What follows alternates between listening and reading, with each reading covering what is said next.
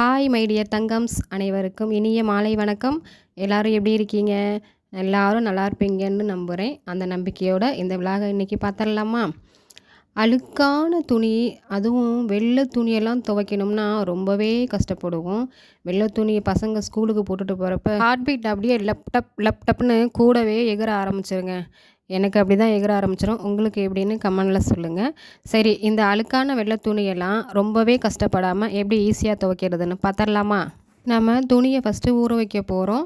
அதுக்கு ஃபஸ்ட்டு நம்ம பாத்திரத்தில் பாதி அளவுக்கு தண்ணி எடுத்துக்கணும். அப்போ தான் துணி நல்லா முங்கணும். முங்கி அழுக்கெல்லாம் ஊறி வெளியில் வரும்.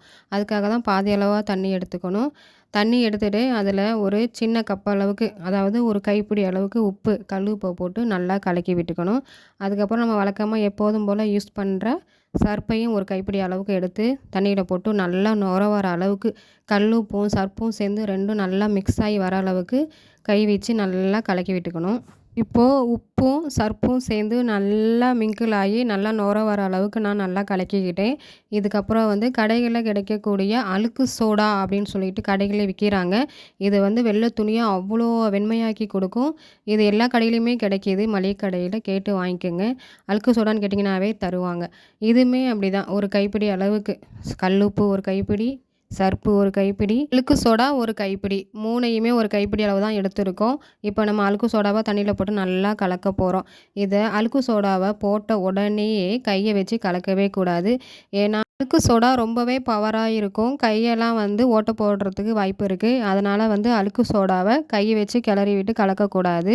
ஒரு குச்சியை வச்சு தான் நம்ம கலக்கி விட போகிறோம். இந்த ஒரு குச்சி பண்ணுற வேலை தாங்க. எல்லா அழுக்கு துணியும் கிட்டத்தட்ட 10 துணி எடுத்து போட்டிருக்கேன்.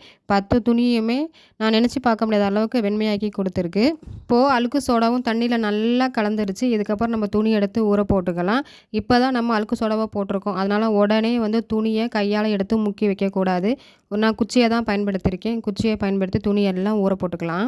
எல்லா துணியும் ஊற போட்டுட்டேன் தண்ணியில். இதுக்கப்புறம் நான் வெயில் படுற மாதிரி அப்படியே பாத்திரத்தோடு தூக்கி கொண்டு போய் வாசலில் வச்சுருக்கேன். வெயிலில் துணியெல்லாம் கொண்டு வைக்கும்போது தண்ணி சூடாகும். தண்ணி சூடாகும்போது துணியில் இருக்கிற அழுக்கெல்லாம் தனித்தனியாக பிரிஞ்சு வரும். அதனால தான் நான் கொண்டு வெயிலில் வச்சுருக்கேன். கிட்டத்தட்ட ஒரு அரை மணி நேரம் வச்சா மட்டும் போதும். இங்கே பார்த்தீங்கன்னா துணி தனியாக, அழுக்கு தனியாக பிரிஞ்சு வந்துருச்சு. துணி பாருங்கள், இப்போவே பாதி வெள்ளையாயிடுச்சு.